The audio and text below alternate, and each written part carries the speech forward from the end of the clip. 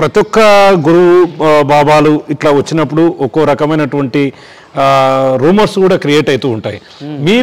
మీరు చాలా సందర్భాల్లో వారాహికి సంబంధించినటువంటి అంశాలను మాట్లాడడం, ప్రభాస్ సినీ స్టార్ ప్రభాస్ గారి గురించి కూడా మాట్లాడారు.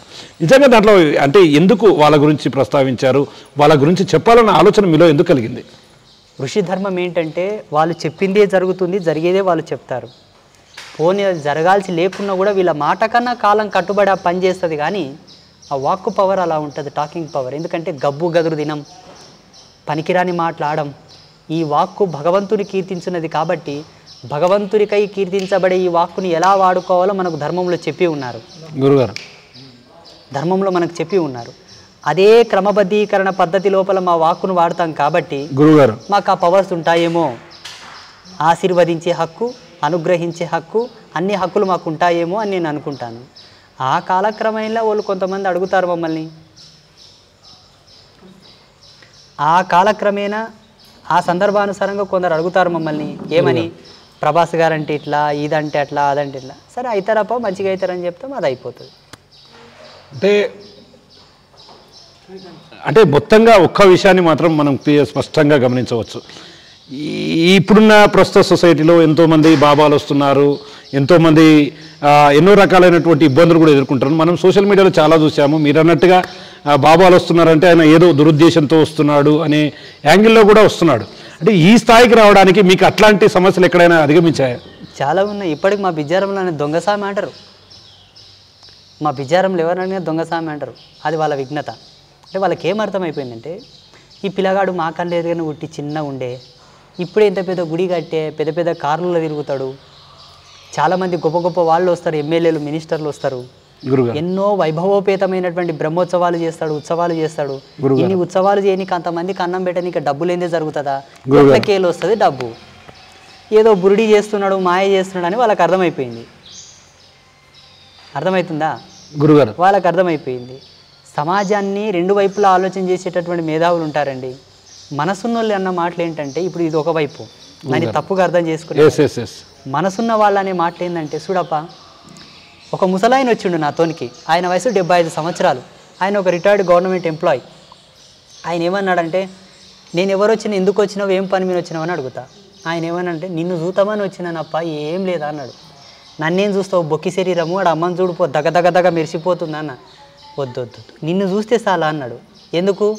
అమ్మని చేసింది నీవే కదా, నీ కళలే అక్కడ వచ్చినాయి కదా, నీ ఐడియాలజీ అక్కడ ఇన్పుట్ అయింది కదా, నీ దర్శనం ఆడ వ్యక్తమైంది కదా, నిన్ను చూస్తే అమ్మని చూసినట్లే అని అన్నాడు.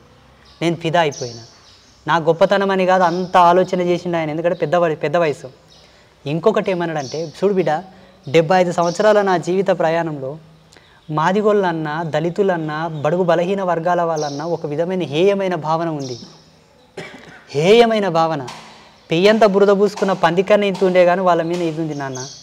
నీవు చెప్పే ప్రతి మాట, నువ్వు చెప్పే ప్రతి విశ్లేషణ నా హృదయాన్ని ద్రవింపజేసింది. బస్ ఎక్కనికి కూడా చేత కదా కానీ నేను చూతామని వచ్చిన అని చెప్పి కాళ్ళు మొక్కి కన్నీరు గారిచిండు ఆయన. అంటే మొత్తంగా కమ్యూనిటీ పరంగా మీరు ఎదుర్కొన్నటువంటి వచ్చిన ఆయన ఎవరు తెలుసా? గురుగారు బ్రాహ్మణ్. ఆయన బ్రాహ్మణ్.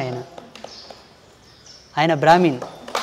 కాకపోతే ఏంటంటే, నేనేమనుకుంటా అంటే, నేను సమాజంలో ఈ అస్పృశ్యత పైన, ఈ ఎస్సీ ఎస్టీ కమ్యూనిటీ పైన పోరాడికి నేను రాలే. ధర్మం ధర్మమే, అధర్మం ఎన్నటికి కాదు. సత్యం సత్యమే, అసత్యం కాదు. భేదం సర్వమానవాళికి ప్రమాణం అని చెప్పడానికి నేను వచ్చానని నేను అనుకుంటాను. దానికి అనుగుణంగానే శ్రీమాన్ రంగరాజన్ గారు నన్ను భుజాల మీద ఎత్తుకోవడం, ఆ మునివాహన సేవ జరగడం.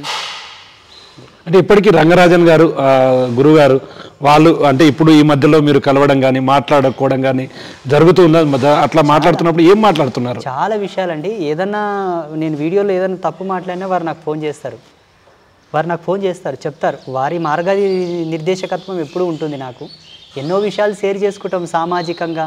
ఎక్కడన్నా ఏదైనా ఒక యూనివర్సిటీలో గ్రంథాల మీద అల్లర్లు జరిగినాయంటే వారు నాకు ఫోన్ చేస్తారు. గురుగారు మీరు ఇట్లా మాట్లాడాలండి, మీరు ఇట్లా చెప్పాలంటారు. ఎన్నో విషయాల్లో వారి యొక్క సలహాలు నేను చాలా తీసుకుంటాను. ఇప్పటికీ నాకు వారు ఆదర్శమైనటువంటి గురువుగానే భావిస్తాను నేను.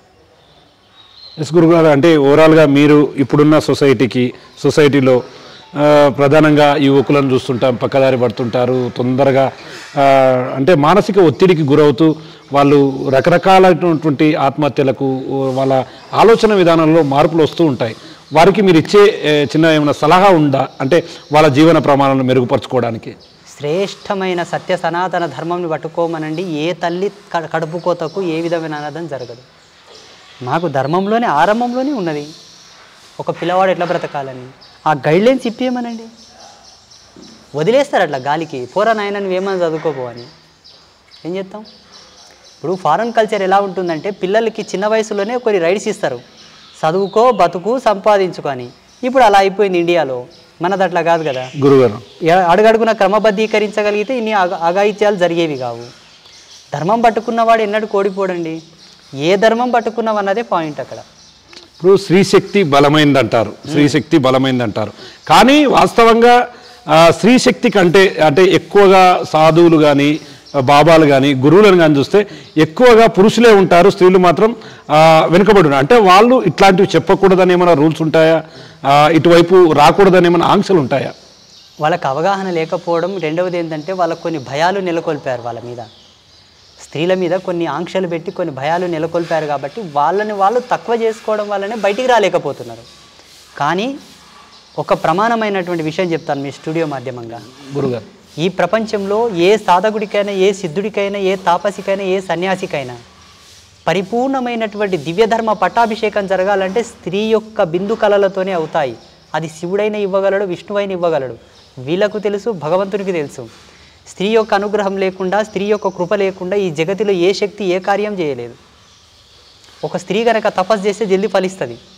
ఒక స్త్రీ గనక పూజలు చేసినా వ్రతాలు చేసినా జల్దీ ఫలిస్తాయి. పురుషుడికి అంత తొందరగా ఫలించవు.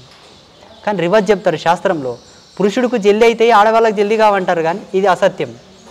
స్త్రీ చేసేటటువంటి యోగ తపస్సుకు జల్దీ రిజర్వేషన్ వస్తుంది భగవంతుడి నుంచి. అట్లా ఎంతోమంది అవధూతలు, యోగినులు, ఎంతోమంది మాతాజీలు ఉద్భవించారు సమాజంలో. చాలా గొప్పగా రాణించారు వాళ్ళు.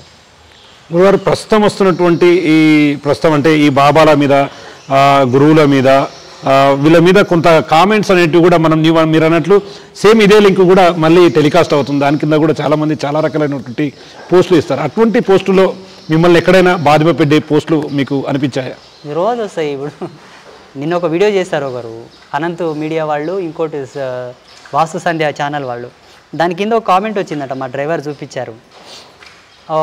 ఆయన పేరు లింగస్వామి ఏదో ఉందంట, వినండి. ఆయన ఏమన్నాడంటే ఒక కామెంట్ పెట్టాడంట, ఈయన ఒక బురుడి బాబా, దొంగ బాబా ఒకటి, అతనే మళ్ళీ కింద ఒకటి, ఈయన ఒక రసికుడు, ఈయన ఒక ఏమంటారు దాన్ని గే, ఈయన ఒక గే అని కామెంట్ పెట్టిండు గురుగారు. ప్రపంచంలో పరమాత్మ ఆడనా మగనా నపుంసకుడా చెప్పమని సిద్ధాంతులని. భగవత్ తత్వం స్త్రీయా పురుషమా నపుంసక చెప్పమని. భగవంతునికే లింగభేదం లేదయ్యా. వ్యావహారికంగా ఉపాధి యోగంతో కాడది మొగోడు కలిస్తే ఒక జీవం పుడుతుంది. కాబట్టి ఇవన్నీ ఆట బొమ్మలు. ఆత్మకేం లింగభేదం కడతావు? నా అలంకరణని, నా వేషధారణని చూసి ఒకవేళ నాకు ఆ బిరుదుని ఇవ్వచ్చేమో. అసలు గే అంటే పదంకి అర్థం తెలుసుకో. ఈ సృష్టిలో సంసార సారథ్యాన్ని పెంచుకొనుటకు, లోక కళ్యాణం కొరకు జీవాన్ని పుట్టించడానికి ఆడ మగ కావాలి. అవును గురుగారు. ఒకవేళ ఒక పురుషుడితో రాసలీలలాడితేనే గే అని మీరు అనుకుంటే, నేను ఒక మాట చెప్తా. ఈనాడు జైళ్ళలో ఉండేదంతా మొగలే కదా. అవును గురుగారు. వాళ్ళకు కామ కోరికలు కలగవా? ఖచ్చితంగా. మరి వాళ్ళు ఎలా సుఖపడతారు, ఎలా తీర్చుకుంటారు వాళ్ళ కోరికలు? అక్కడ ఆడవాళ్ళు ఉంటారు జైళ్ళల్లో, లేదంటే వాళ్ళకి ఏమైనా సెక్సువల్ ఫీలింగ్స్ వస్తే సమాజంలోకి పంపి మళ్ళీ తీర్చుకొని రమ్మంటారా? ఏముండదు, ఆప్షన్ లేదు. అది లైంగిక ప్రతిచర్య మీద, లైంగిక చర్యల మీద మనకు కామసూత్రాల్లో ప్రామాణికమైనటువంటి విలువలు ఉన్నాయి. సుఖం ఆమోదయోగ్యమైంది. వాని ఇష్టం వచ్చినట్లు వాని ఇష్టం వచ్చినట్టుగా వాడు ధర్మాన్ని కట్టుబడి వాడు సుఖపడవచ్చు. పిల్లలు కనాలంటే ఆడిది మొగంతో తోనుకోవాలి, మొగోడు ఆడిదానితోనికి రావాలి. మీకు ఎవరు చెప్పిండ్రు ఒక జీవితాన్ని రైడ్ చేసే హక్కు ఎవరు ఇచ్చిండ్రు మీకు? ఒకని గేగా డిక్లేర్ చేసే హక్కు ఎవరు ఇచ్చారు మీకు? గురుగారు చెప్పండి.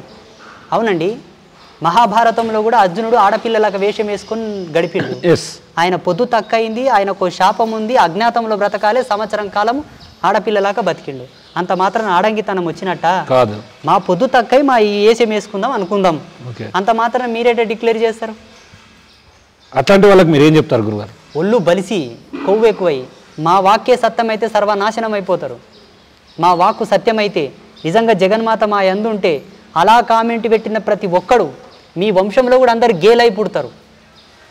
అందరూ చూస్తున్నాం స్వామి. ఈ విషయం నన్ను బాధించి నేను చెప్పట్లా గురుగారు. అవును, నాకు అర్థమవుతుంది. నా మనసు బాధించి నేను చెప్పట్లా. నేను ఈ విషయం ఎందుకు అంటున్నానంటే మా ఆశ్రమ ధర్మాన్ని కట్టుబడి నేను వస్త్రధారణ చేస్తారు. జగన్మాత యొక్క కళానుగుణ శక్తిని నాలో ప్రవేశింపజేసుకున్నాను కాబట్టి నా ఆహార్యం అలా ఉండవచ్చును. అవును గురుగారు. అది నా కర్మ అనుకో, నా విఘ్నత అనుకో, ఆ భగవతి నా యందు ఉండే ప్రసన్నత అనుకో, శాపం అనుకో, అది నాకు సంబంధించింది, వ్యక్తిగత. నీకేం నొప్పి? అవును గురుగారు. నీకేం నొప్పి? నీకు బాధ ఏంటి? నా వల్ల నువ్వేమన్నా బాధితుడు అయితే వచ్చి మాట్లాడు. అది శారీరకంగా మానసికంగా అంతే. ఇప్పుడు నువ్వు కామెంట్ పెడతావయ్యా, కామెంట్ పెట్టిన తర్వాత ఒక సద్భక్తుడు ఆ కామెంట్ చూస్తాడు. ఆయనకు డౌట్ ఏమొస్తుందంటే నిజంగా మా స్వామీజీ అటువంటి వాడేనా, అట్లా ఏమైనా చేసిండా? వాని భక్తి కూడా ముందలుకోదు, కంపగాల. వాడు భక్తి చేయనికి కూడా వెనకడుగు ఎడతాడు. పోనీ వీళ్ళకన్నంత అవగాహన ఉందంటవా? అది లేదు. లేదు. అప్పుడు ఏం చేయాలి? ఆయన బాయిలబడ్డ కప్పలాగా కావాలి. నువ్వు అంత సెల్ఫ్గా డిక్లేర్ చేసేవి.